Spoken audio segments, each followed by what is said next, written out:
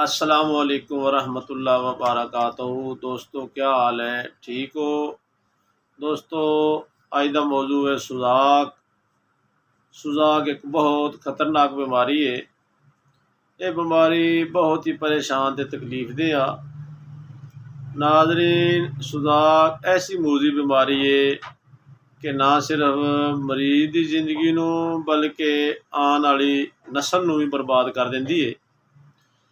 इस बीमारी के वजूहात सब तो अहम वजह जिनसी बेराह रवी, कसरत शराब, बाजारी औरतां या किसी जानवर नाल बदफेली करन नाल सुजाकी जरासीम मर्द के उजव खास दाखिल हो जाता है ते फिर उजव मखसूस की नाली इन्फेक्शन कर देता है।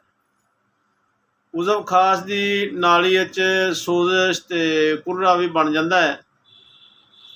पेशाब की नाली दर्द, पीप ते खून भी आना शुरू हो जाता है। बाज़ औक़ात इन्नी तकलीफ हो जाती है कि पेशाब के वक्त मरीज चीखे मारदा है। अगर ये जरासीम मनी के खजाने चला जाए तो औलाद पैदा करने वाले जरासीम डेड कर दिंदा है। जोड़ां विच दर्द, असाबी कमजोरी ते नमर्दी भी हो जाती है। नाजरीन, ये बीमारी ना सिर्फ मर्द नूं मुतासर करती है बल्कि इस मर्द का हामल मरीज जदों भी अपनी बीवी नाल मिलाप करेगा ये सुजाकी जरासीम इस बीवी विच भी मुंतकिल हो जाएगा।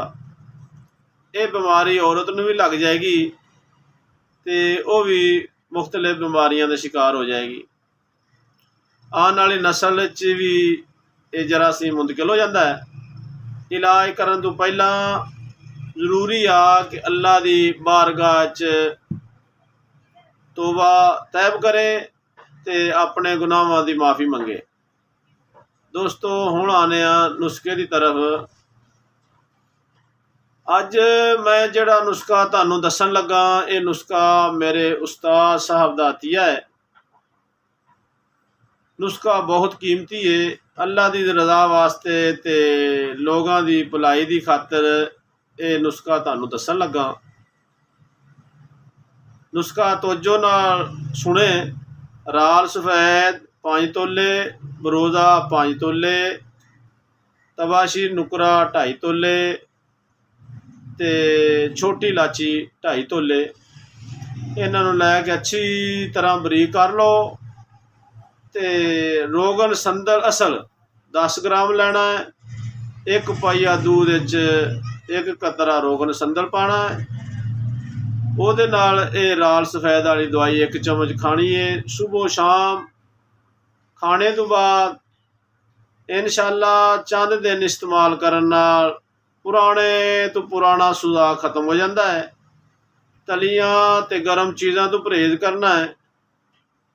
तलियां ते गर्म चीज़ां केड़ियां ने? पराठा, पकौड़े, समोसे, अंडा, मछली, गोश्त, पालक, साग। ये मदे मुताबक वो चीज़ां इस्तेमाल करो जिंदे नाल गर्मी खत्म होंदी है। वो चीज़ां केड़ियां ने?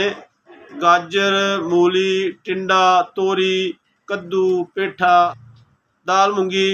दोस्तों अगर ये तुसी नुस्खा ना बना सको, बनया बनाया लेना होवे तो मेरे नंबर ते राबता कर लो ते मेरे चैनल नूं लाइक, शेयर, सबसक्राइब ते घंटी दे बटन भी दबाओ ताकि मेरी नवीं आने वाली वीडियो का तुहानूं टाइम ना पता चल जाए।